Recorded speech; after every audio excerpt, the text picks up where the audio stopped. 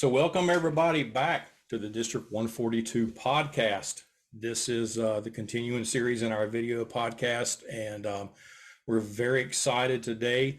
We're going to introduce everybody to our brand new District 142 Education Committee. We're very excited about this. This has been a long time coming.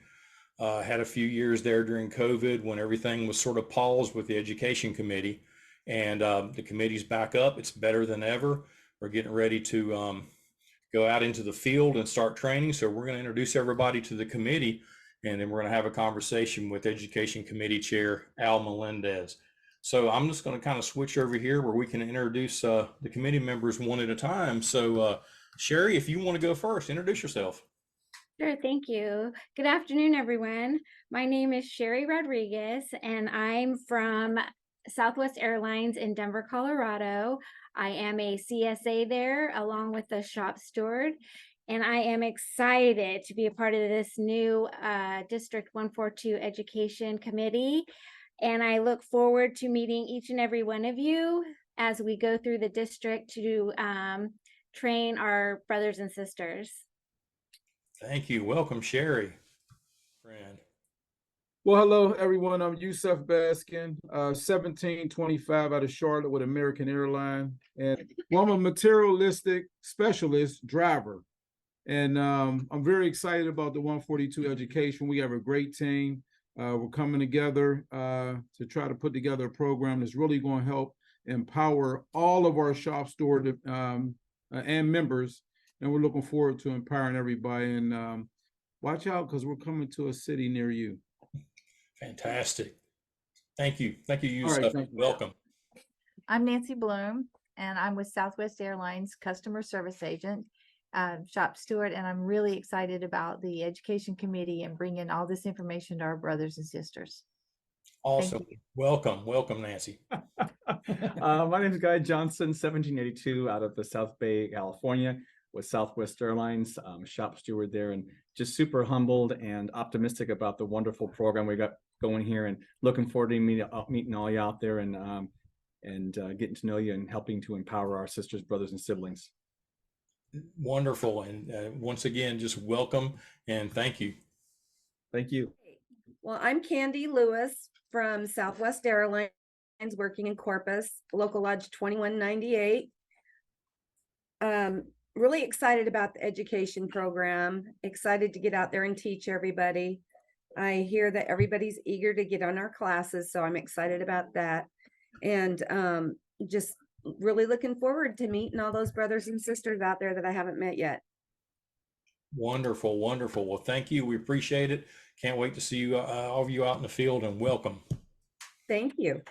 It's Katie Morris, 1776 Philadelphia, Southwest Airlines, shop steward and recording secretary for this dynamic education committee for District 142.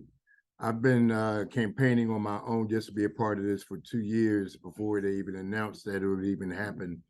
So I'm glad to be a part of it, and we're going to be the best thing that ever happened. Believe it. Wonderful. Cannot wait. Welcome. Good.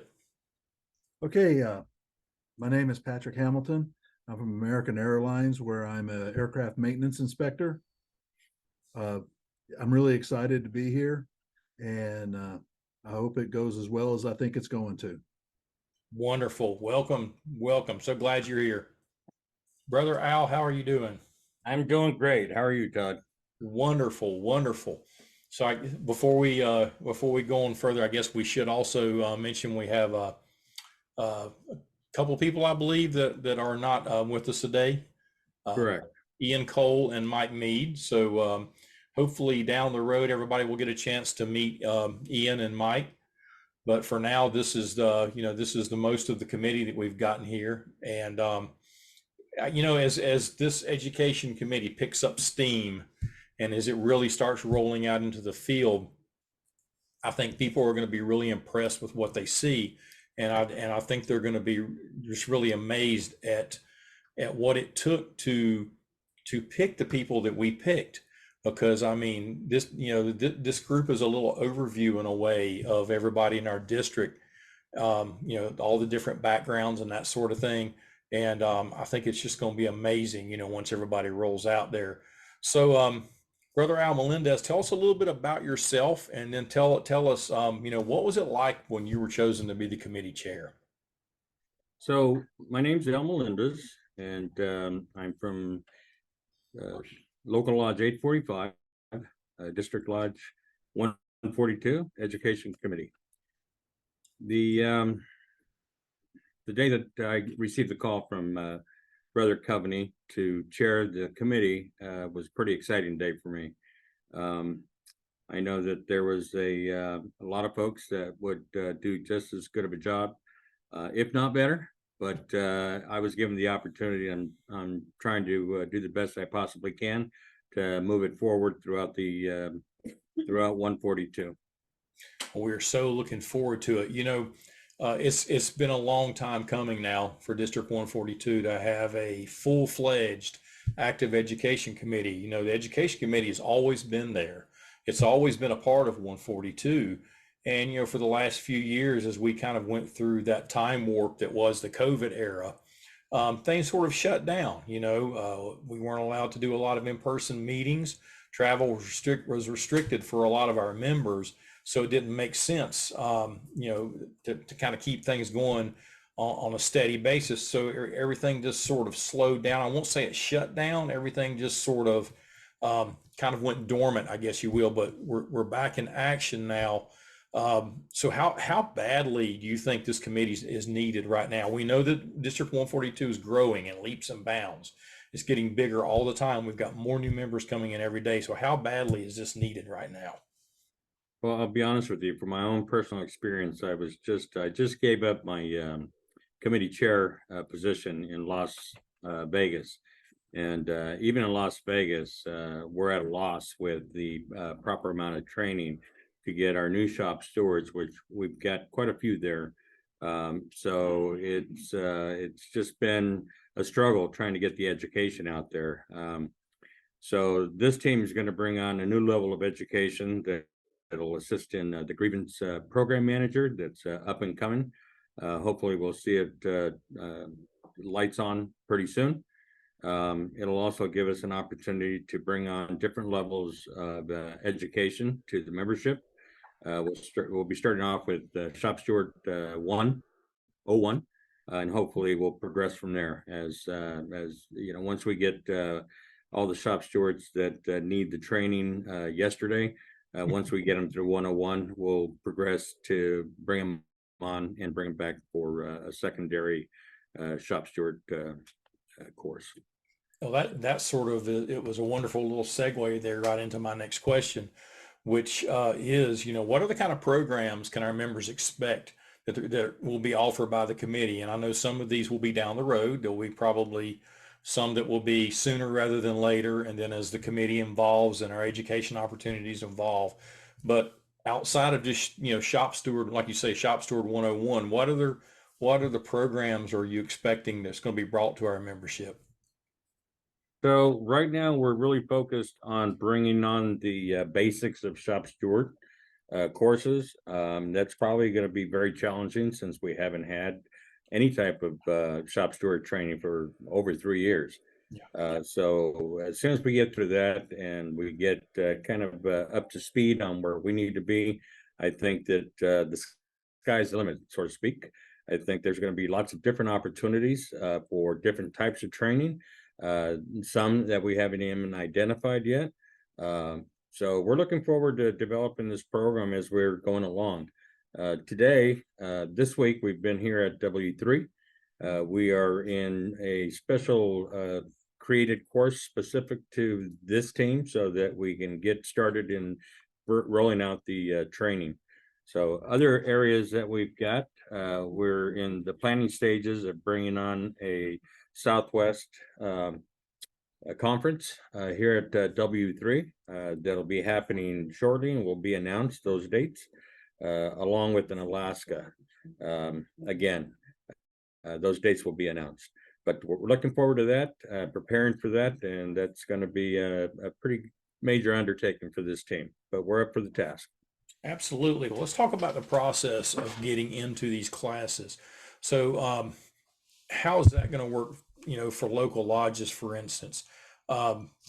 obviously our locals are spread out everywhere, and getting groups together, stewards together in different locations. Is this something you anticipate where you will be mainly going out into the field and going to different stations? We'll just say Charlotte, for instance, or Phoenix or Las Vegas, and holding classes there on location, or will there be opportunities for our members to travel to a central location, perhaps to our district offices in Phoenix or W3? How do you see that working mostly for our members? So as we roll out, we're looking at all the different opportunities of training. Uh, um, so what we're starting off with is, as you know, we've been working with your communication department to roll out information as far as where the training is going to be held, how to enroll in the training. Part of that enrollment is a form that was created by this team, so that you can, so that you could scan the QR code, and it produces a form for any person or steward that is looking for shop steward training. They'll fill out the form. It'll send it back to the team, and we start going to work to facilitate and start moving on bringing those classes together. Some of those classes obviously will be out in the field. Primarily, most of the classes will be on the field, but we also are putting together opportunities to bring folks to the district. Not every local has the ability to send large groups, so we'll go ahead and try to set up teams of classes that, like I said, will come to the district, and we'll be putting those together as we get those requests, those single individual requests. Wonderful. So that kind of also brought me to my next question. As groups of stewards come from different stations, we know we're going to have the one-offs every now and then where we have a steward that said, "Hey, I couldn't come with my group," or my group, you came to Phoenix, say for instance, and I wasn't able to be with my group there because I was on vacation or I had a death in the family or something. Will there be opportunities for people like that to travel to another station just to attend training so that they don't miss out? Well, I think what we're hoping for is to work with the locals to get all the arrangements made, get approvals from their membership to be able to bring them to the district. And we realize that some districts and some locals are not as big, don't have a whole lot of membership. So we will work with the district to possibly make those arrangements and make it happen. Wonderful. I've gotten to know the members on this committee now a little bit over the past couple of months, and this is a great group you've got here. It's a very diverse group of individuals, both personally and professionally. Do you feel like this is a big advantage, especially considering the diversity of our membership and the many different fields that they work in? So how important is that? How big of an advantage is that we have this diverse group of individuals that we can send out there and they can relate to our members one-on-one? Well, I think the opportunity that we have having such a diverse membership, first of all, but having also a diverse committee allows us to kind of see things the way they see things. Right. I think it's a good opportunity. I think it's going to be very successful. I think that the membership would welcome that. So I think it's going to be pretty successful. Wonderful. I mean, we're on the ground floor right now. This is just getting started. The future looks very bright as far as opportunities go for our membership. How far can we go with this? Is there a ceiling, or the possibilities endless as far as training can go? Well, we're hoping that that our leadership sees the value in what they've done by putting us all together. Once we start rolling it out and the benefits and the fruit, if you will, start showing, I think that it's unlimited to what our potential is. So what about time frames? When can our membership expect that these training opportunities are going to become available to them? Is this coming very soon, or are we looking like right around the corner? Summer's here. We've talked before about how some local lodges suspend their meetings in July. Actually, some do during the whole summer. Are we going to try to go ahead and get these training opportunities going right now, or is that something coming a little later down the road? What do you see as a good solid time frame? Well, at this point, we're really focused on getting our presentation fully functional and fully prepared so that we can roll out what's going to most advantage the membership. So that may take a little more time, and the fact that we've got possibly that extra time here in July, because as you say, some locals do forego their meeting. It'll just allow us a little extra time. But we do have requests coming in already. We have as many as somewhere in the range of 65. Last I checked earlier today. So we're working with those requests to kind of plug them in. And I know we have in Phoenix, we're getting ready to set up a class there in August. So once we close the final details on that, that'll most likely be one of our first larger classes. And we'll be doing that in hopes with District 141. So we've been working with 141 to assist us in helping develop our technique. But I think we're well on our way. Hopefully we'll be getting started sooner than later because the need is so great. That's exactly what our membership needs to hear. And I like the fact that you mentioned District 141 because, I don't know if the average member out there knows this, but there is a lot of solidarity between Districts 141 and 142. I think sometimes people see us as maybe competing. And I mean, there is a lot of solidarity between these two air transport districts. And the fact that we're working together to help make this, this education committee and this education program in general, not just 142, but the education program in general for our members in air transport, that we're helping to make this is going to be solid and this is going to be first class. I think that's amazing, and our members need to know that. I agree. I think after all, we're one big family, and we have to learn from each other. And I'm pretty sure 141 is going to learn what this team's all about. That's amazing, and I have all the confidence that they will. And that's kind of going to wrap it up here. I will talk a little bit about just for a second about the website. So if you're watching this podcast and you're interested in training opportunities, you can go to our website, atd142.org, atd142.org, and I will put this information up in the end titles. But if you go on there, and right now there's the letter that we sent to the local lodges with the QR code and the links. It's all right there on the homepage of the District Lodge website. You can also search for it. If by the time you go on here, it's off the homepage, but you can search for that, and you can get your training opportunities that way. But as we end this segment here, I'll put all the information for our team members up, and we'll put the information up. We'll put the QR code up on for people to register as we fade out here. So Brother Al Melendez, thank you again for your time. I know that your time is valuable. You've been at W3 this week, so I'll let you carry on. Thank you again for your time. I appreciate you, and I appreciate your team. We look forward to seeing you out there in the field. Awesome. Thank you, Todd. Take All care. right, take care.